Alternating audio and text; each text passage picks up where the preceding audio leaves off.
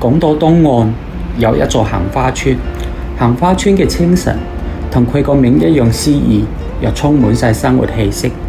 A 出口往右手邊行，陽光灑落超靜嘅街，到巴士站搭62A 小巴去南灣半島，穿出商場到海旁，小西灣海濱花園，海面廣闊湛藍，總有種叫人安靜落地嘅魔力。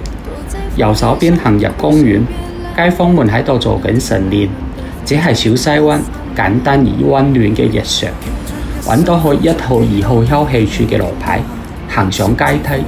呢條龍躍徑係簡短而輕鬆嘅晨運徑，沿路海景可遠望到將軍澳。行到2號休憩處，海岸邊有條黑角徑，行入去，金色嘅陽光喺翠綠嘅樹葉間跳動，嚟自南同海峽嘅風喺我髮邊輕語，藍天渺渺，白雲悠悠，好似行上畫中 T 台，心情亦隨住秀髮起舞。行到黑角頭，有告示牌指引一條向下嘅原始野路，山路陡峭，需借住成熟小心而落。落到黑角頭岸邊，海面如鏡反射陽光，照落岩石，搖出溫暖嘅光澤。企喺岸邊望住碧海千頃，有海泳者劈波斬浪而過，心裏湧起一種難以言喻嘅自由感。天地廣闊，任我馳騁。左手邊沿住海岸小徑，要行一小段裙邊去黑角頭食客。一路海景絕美，可以喺岸邊坐低思考人生，亦好咩都唔諗，放空自己，隨海風起舞。黑角頭食客古老而神秘嘅圖案，喺此時此刻嘅陽光照耀下，閃出嚟自千年嘅幽光。輕觸呢啲暗色嘅紋理，心生敬畏。沿路攀住岸壁食路出去，不禁思考，相較於呢啲千年嘅食客，我短暫而渺小嘅人生，不過只係時間嘅一個剎那。而我點樣喺呢一瞬活出屬於自己嘅意義呢？原來行返小西灣2號休憩處，沿住龍躍徑繼續前進。呢條被稱為港島龍脊前傳嘅山徑，陽光明媚，清風宜人。行到歌連臣角道，轉左行前少少，就見到一個士多。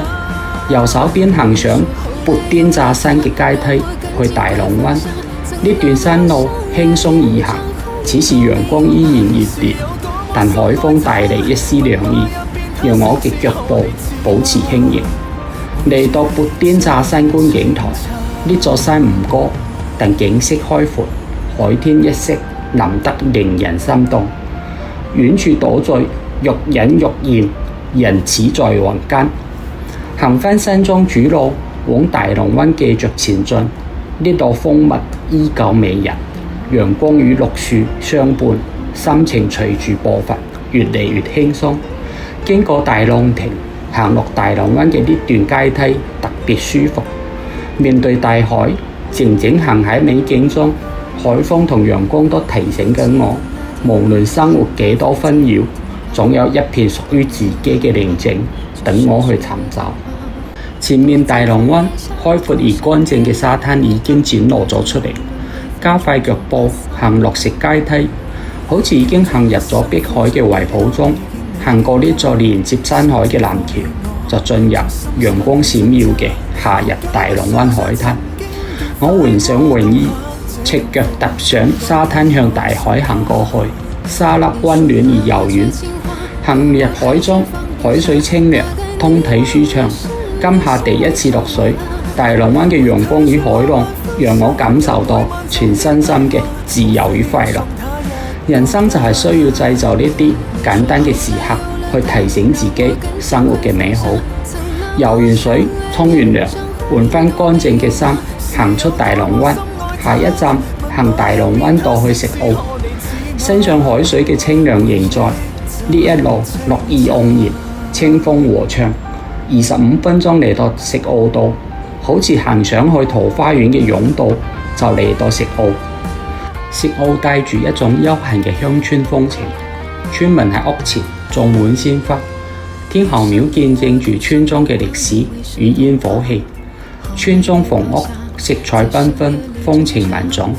時間彷彿喺呢度慢咗落嚟，行落石澳海邊，終於見到傳說中嘅藍色情人橋。